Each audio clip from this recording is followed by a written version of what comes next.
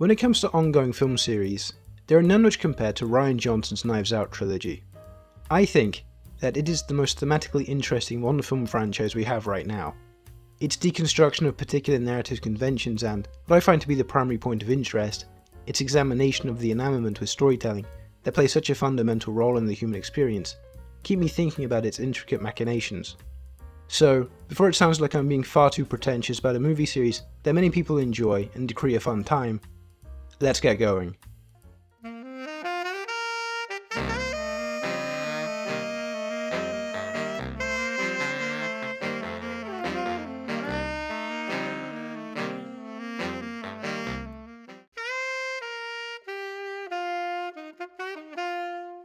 Okay, let's start with the tip of the iceberg.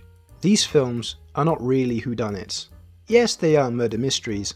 Yes, someone died, and someone did, in fact, done it. But I'd be lying if I said that I think that these films are really about the reasons behind the murders. Cause hell, I don't think I've ever really been interested in who actually did the crime. This might be a condition of when I had watched the films. I watched Knives Out and Glass Onion after their initial releases, but they had embedded themselves within pop culture, one longer than the other. The side effect of this is the fact that I went in knowing who had done the killing. I was not immune to spoilers. I knew that Ransom was the killer in 1, and I knew that Miles was the killer in 2. But that didn't detract from the viewing experiences. The main reason why is because of, circling back to my big point for right now, the fact that these are not whodunits in a traditional sense.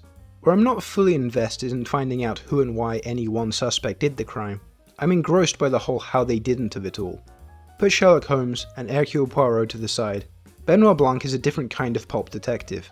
Benoit Blanc is a supporting character, never, ever, ever the protagonist. He shows up to solve the murder, but that's not where the story lives. Blanc, although the central recurring figure of the series, and the primary investigator of the stories, fundamentally resides on the flip side to Holmes and Poirot, subverting genre convention by not having him be the traditional hero, pushing the plot forward. For me, kind of the key to it is that Blanc is never actually the protagonist of these films. There's always a character who is carrying the lead. Knives Out.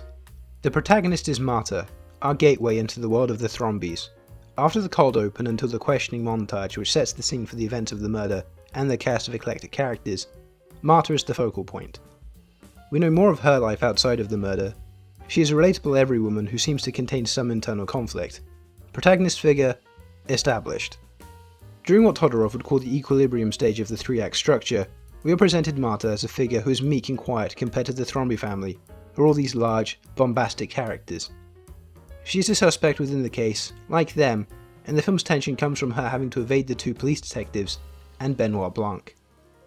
Then, we reach the inciting instant, revealing that Marta was with Harlan Thrombey when he passed.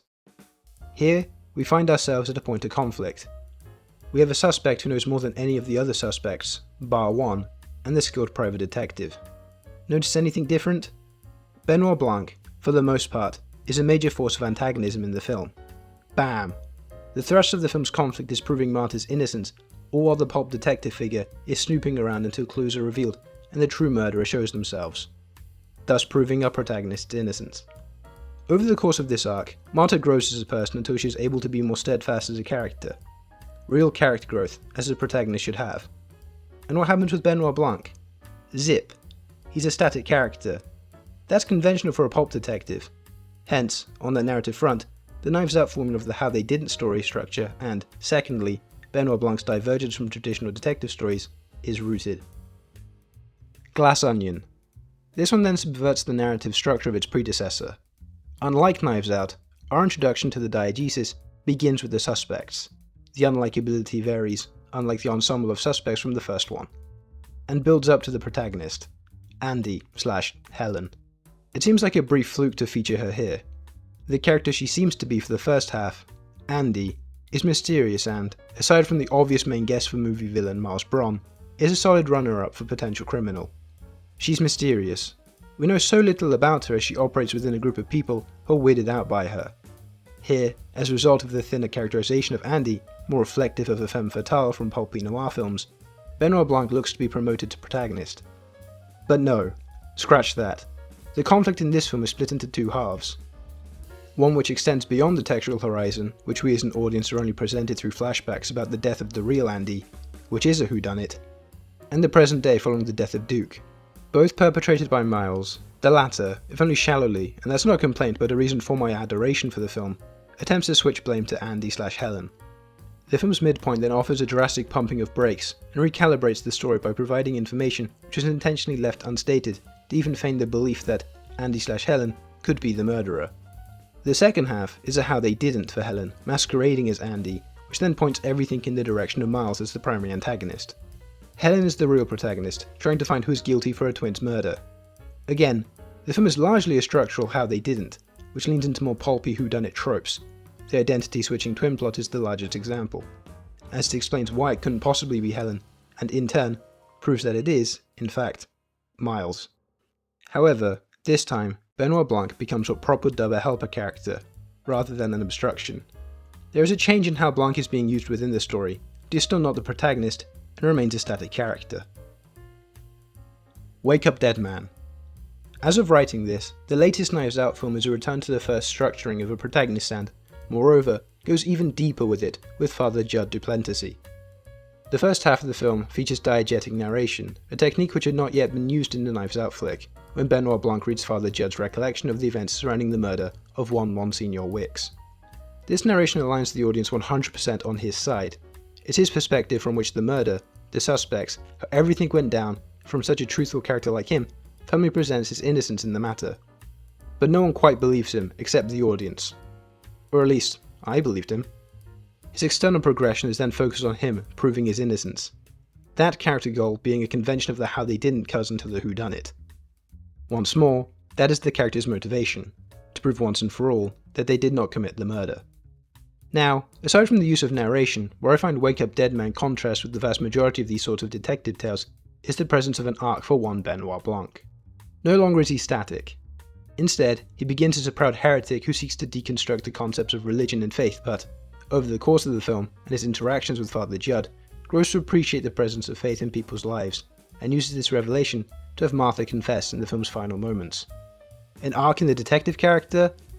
How unbelievable for a story like this. Thus, with my proof that these stories, on their own terms as surface-level stories without reading into their themes yet, are all about not being whodunits, and manipulate that genre to create something new with its narrative. As a series of films, these are about taking a new path, one informed by paths which came before, but distinctly its own. It remixes traditional narrative and holds it to the audience's eyes, clear as day. Knives Out, on its most simple layer, is about evolving stories.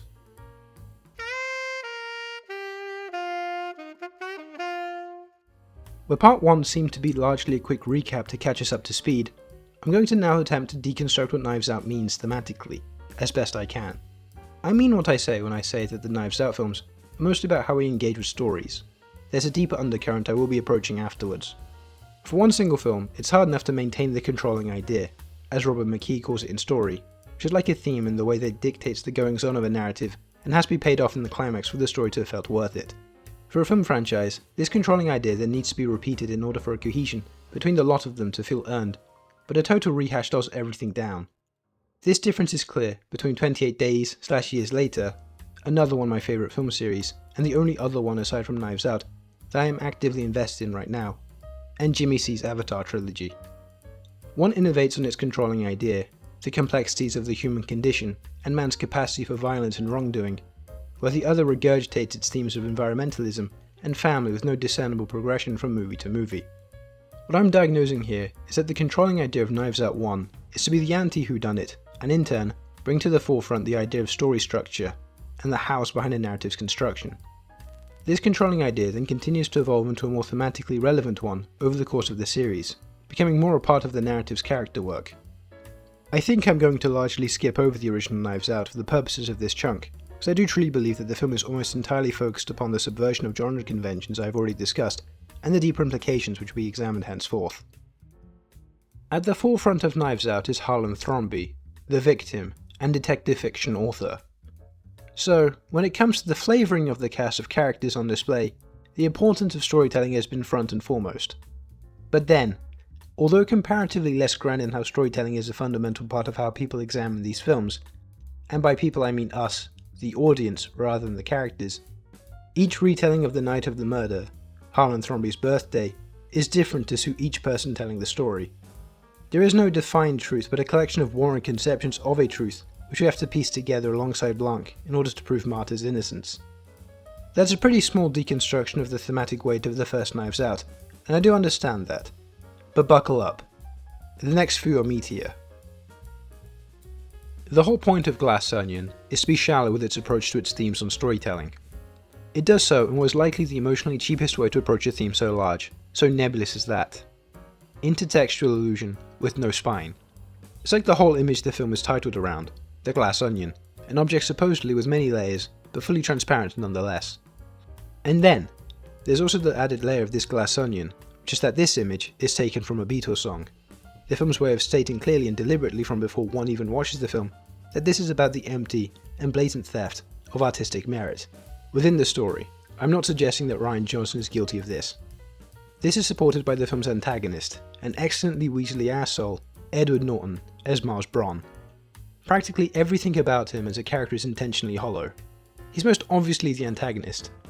The audience is clued into that at the very beginning upon his introduction, and the use of intertextual links, no matter how brief and insignificant they may seem in the moment on a casual watch, hammers that point home.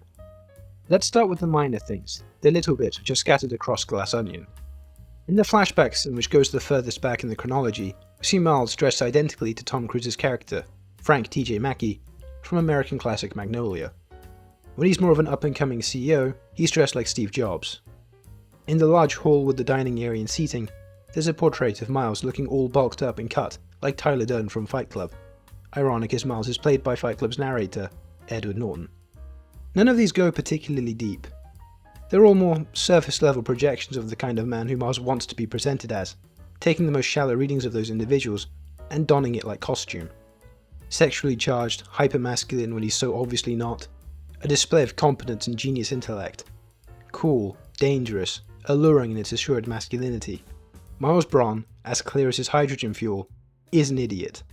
His name suggests as such. I mean, come on. He attempts to create a version of himself as brains over brawn, acting intelligent enough to orchestrate murder, Andy's and Duke's, and get away with it, while all clues still point directly to him. He fails at being the brains that the name alludes to, by going so far as to be a misspelling of brawn. B-R-O-N, as opposed to the correct spelling. Miles Braun is unable to read the deeper messaging of characters like Frank T.J. Mackey and Tyler Durden, taking the fragile men they deconstructions of, and rebuilding them into idyllic machismo. This is especially poignant as, most certainly with Tyler Durden even to this day, those are characters who are often misread by some ignorant audience members. Going back to the entire point of the video, with this character, Glass Onion is about empty audience reading, the misinterpretation of theme by people who don't see the big picture. The emptiness of the intertextuality, here, becomes a meaty point of characterization and a crucial cause of why the overall film clicks. Even the film's setup is intentionally derivative, taking cues from the 1973 film The Last of Sheila. The invitation to a secluded area by a group of dysfunctional friends' richest member, who they all feel indebted to differing extents where, once they've reached the Mediterranean region, are invited to play an elaborate mystery game featuring clues and the rich friend's desire to cut off his friends gradually, one by one, with the intention of naming one of them as a murderer. Glass Onion's disruptors are those dysfunctional friends.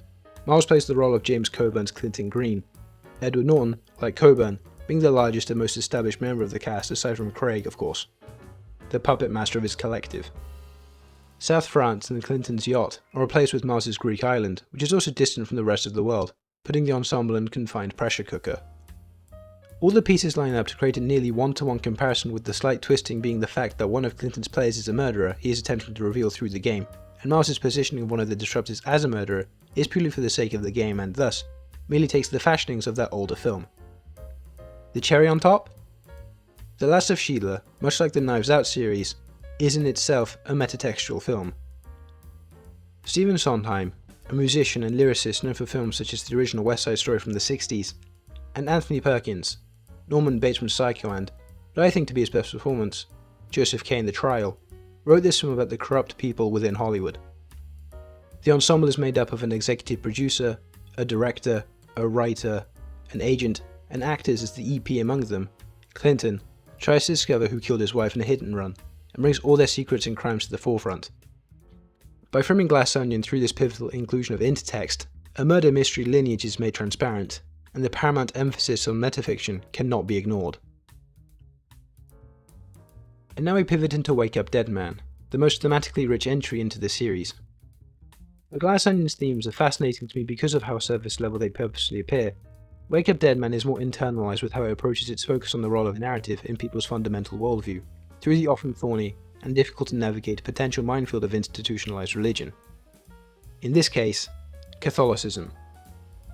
As is the case, this third film doesn't contain as much intertextual allusion as its predecessor. Not saying it lacks it, but doesn't serve the same function as it did there. Occasionally for characterization, we get Sidedraven's little Star Wars reference to display its detachment from the norm, his more nefarious intent through a misreading of its entire being. Together, we can build a real empire. As father and son. Like in Star Wars? Yeah, exactly, like the rebels. It's there to offer gags through Lee Ross, one being a sight gag to a bunch of his fans dressed like John Goodman from The Big Lebowski, and the other being a joke that relies on a familiarity with Andrew Scott. In a film about a priest's conflict with his faith, we have the hot priest himself there to offer judgment and critique. On one hand, allusion is there to be funny. It's a source of the film's comedy. Another purpose it functions as is to offer subtle clues.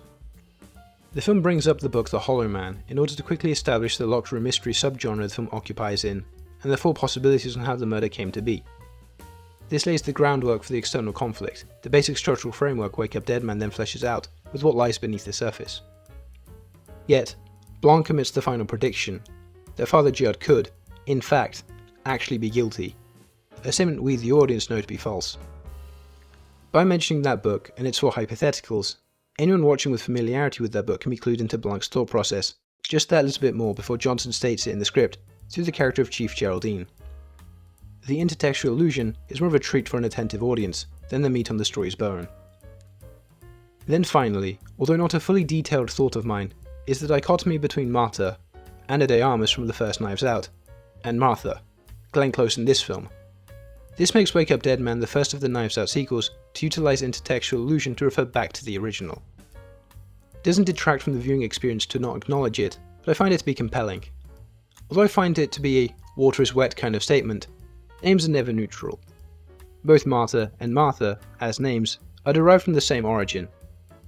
Martha has Aramaic roots, meaning to be mistress of the house. In that original, Martha can be considered as such as she is Harlan Thrombey's nurse and close friend. Here, Martha is the one who handles everything that goes on at Our Lady of Perpetual Fortitude, tending to all the details. On that single layer, the characters are similar. On to the next. A pivotal matter surrounding Martha's character, alongside the fact that she is the mastermind behind the murder of Monsignor Wicks, is that she was with Wicks's grandfather, Prentice, when he passed. More specifically, Prentice had committed suicide, and had confided in Martha before the act. Does this, or does this not, sound familiar? It should. It's exactly how Harlan goes out, confiding in Martha before he brings the knife to his own throat. Then we get the contrasts. Martha is young, unable to lie due to a bodily condition which causes her to vomit if she does so, and genuinely a good person caught within the crosshairs of a tricky situation. Martha is old, burdened with the knowledge of the fortune which Prentice had distilled into one jewel and swallowed that led to his demise, and tries to do the right thing by committing sin. She believes herself to be good when she says corrupted by the same kind of family fortune which Martha remains uncorrupted by in the first film. It adds to the viewing of the film knowing that, like an Ouroboros, the story about stories that Knives Out fundamentally is, has reached a point where they've begun to lean into, not avoiding it, but embracing, commenting on themselves. More importantly is the role of fiction within the life and worldview of one Father Judd, and the people whose lives he touches with his faith, his utmost belief in it, which is symbolized through his connection to Christ. It is diametrically opposed to Blanc's rational perspective on life, that everything can be fully explained with facts and logic, but Father Judd fights back. There are three key moments within his arc to examine. 1. The initial meeting of Judd and Blanc. 2. Judd's conversation with Louise on the phone. And 3. Martha's confession, this third point having its own two distinct halves. Part 1 being Blanc's epiphany, and Part 2 being Judd's forgiveness of Martha. Told you the Wake Up Dead Man was thematically dense. Let's get to it. Okay then. Number 1. I love me a good monologue. Monologues are great ways of having a character characterize themselves diegetically, providing their flaws, their motivations, and the opportunity for them to emerge naturally. The meeting of Blanc and Judd features two, one from each, and they're incredible. The function of both of these, when it comes to the thematic heart of Wake Up Dead Man, is to highlight the importance of storytelling. I don't intend on treading murky waters with my interpretations of religion as an atheist, but the belief in a figure who may or may not be a fiction is important here. Blanc denies religion and bluntly states his desire to break it down. Then, on the other hand, Judd doesn't refuse the notion that a divine entity may not even be real, but the act of belief is what keeps him going. Was these oppositional, attritional forces for the rest of the runtime until the conclusion. Employee at a construction company, Louise.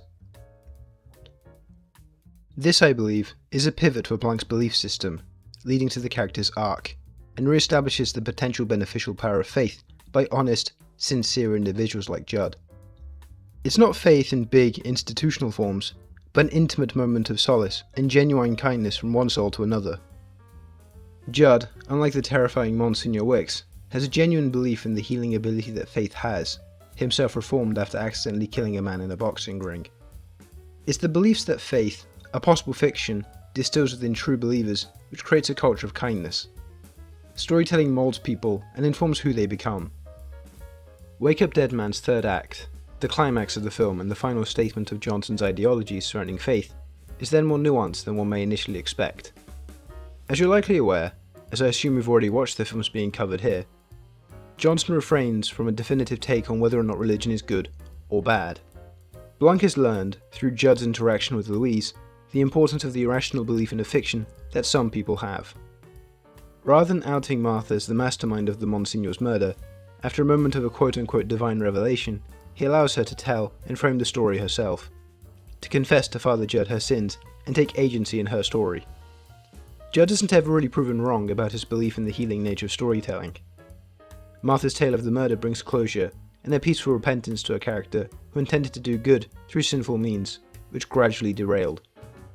Her recounting of her interactions with both Monsignor Wicks' grandfather and his mother, this time round contrasts with the initial story she told in the first act, reframing herself with buried guilt, which was concealed in that first telling. Taking agency of one's own story and the need to provide a space for that to occur is, by the end, what Wake Up Dead Man is fundamentally about.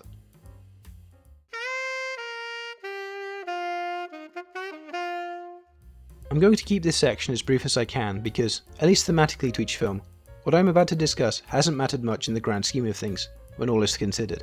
I think it's too noticeable to be merely coincidence, but I think of this to be more of a reflection of external factors. The Knives Out films have always been, and will likely always be because of the genre they primarily occupy, ensemble films with a wide supporting cast of red herrings, murderers, and assisting characters. But there is one recurring thread in the Knives Out series which I withdrew from when I was talking about intertext. And what is this thread that I've been holding back from you, my audience, I wonder? You can't ignore the presence of MCU actors within Knives Out. That's it. At first, it was an innocent thing. A solid character actor was caught up in the MCU franchise machine, broke out, if but for a moment, and did a role in an ensemble cast which allowed him to be the antagonist for once, and play against type as an asshole the same year his tenure as his MCU character supposedly came to an end. But it has evolved into something which is ridiculously obvious now that we are 3 films deep. Here's a full list of actors who were in the MCU before they joined this series of Benoit Blanc murder mysteries. Chris Evans, Steve Rogers / Captain America. Dave Bautista, Drax the Destroyer. Edward Norton, Bruce Banner / Hulk. Josh Brolin, Thanos. Thomas Hayden Church, Sandman. Jeremy Renner, Clint Barton / Hawkeye, and Glenn Close, Nova Prime. And there is an additional layer of connective tissue between the lot of them. We have Killer, killed, only one within the textual horizon. Killer, killed, killer then killed, killer then killed, and killer then killed. But what does this mean? What does it mean? I don't know. I've drawn a blank on what this could mean thematically. What is the purpose of casting MCU actors exclusively as the killers and, starting with Glass Onion, as exclusively the killed? Is it to force an audience to engage with the largest, most expansive act of storytelling in human history, most certainly within the medium of film? Because if you have an understanding of the history of the cast in each film, picking out the killers and the victims becomes easy. a trivial matter. Unlike the comical uses of intertextuality, these casting decisions actively reveal what's going on. It's also obvious depending on which version of the Wake Up Dead Man poster who is guilty and who is not. Is Rian Johnson playing with his audience? Or is it just that, with the veneer of murder mystery, these films are gradually straying from that genre constraint? Maybe, just maybe, the themes of faith in Wake Up Dead Man absolutely needed full attention, so the twists themselves are put slightly on the back burner. The pieces themselves and how they coalesce are still aptly twisty, putting Father Judd's conflicts surrounding his faith squarely centre stage. What does it mean? I'm hypothesizing here. I'm truly stumped as to what purpose this serves, but does inherently tie back to the themes of storytelling they've been examining Knives Out through on a wider scope, which is why I had to mention it. So if like Daniel Kaluuya, or Barry Keoghan, or John C. Reilly, or Rachel Weisz, or Guy Pearce, or Tessa Thompson, or any other MCU actors confirmed in the cast for a potential Knives Out 4, you can nearly best be certain that they will either be offed, do the offing, or both. Either that, or Rian Johnson has made it such a big trend in these films that the next will sharply pivot and subvert those expectations. We'll have to see. So there is my deconstruction of Knives Out as a fundamentally metatextual text, which has gradually evolved thematically from its more humble roots into this sprawling, yet still close and contained parentary, film series. Each new film has offered a bounty of insight into the act of storytelling and its role in human lives, no matter who the characters at the centre of the story are.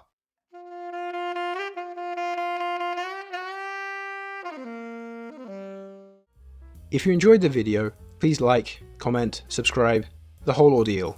I attempt to release a video like this, length will vary, monthly to the best of my abilities, and weekly reviews for recent films. After this tease for what my next video essay will be, there's a film recommendation, so please stick around for that.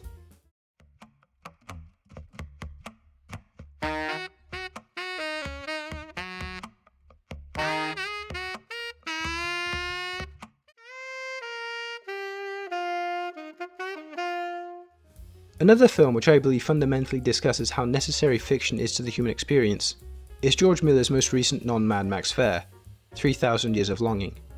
The film follows the relationship between a scholar and a djinn who recites to the former his story over, 3,000 years. By its very nature going through the djinn's stories, I find that Miller is able to closely examine the role that narrative plays as an empathy machine. It seeps through the film in its entirety, much like what Johnson does with Knives Out in both its narrative and structure. Having this film come from a filmmaker like Miller in particular is something which I have only come to appreciate more over time. Miller is one of the biggest, most prominent filmmakers who has had experience crafting a bona fide modern myth in the Mad Max series, to the rumination on mythology, down to Tilda Swinton's character briefly bringing up the Justice League, which has metatextual nudges of its own for those who know of Miller's own Justice League mortal, comes fully formed out of a filmography where there is little else to go aside from inward. While many filmmakers have gone on to reflect on their work, Miller accomplishes something that I'd argue is a little more than that, especially in our Ouroboros-like narrative ecosystem, which appears to be steadily evolving. 3,000 Years of Longing is an incredible portrait on the fundamental part in life which stories play, emphasizing their ethereal nature through the fantasy genre, crafting something which truly reflects myth, while still being original. I also have a sentimental connection to this film, as it was one of the first quote-unquote adult films that I saw in cinemas, so I was graduating from the modern mythic superheroes of my childhood into what I'm more interested in now. Well, that's all. Keep on watching movies, and form your own opinions. See you in the next one.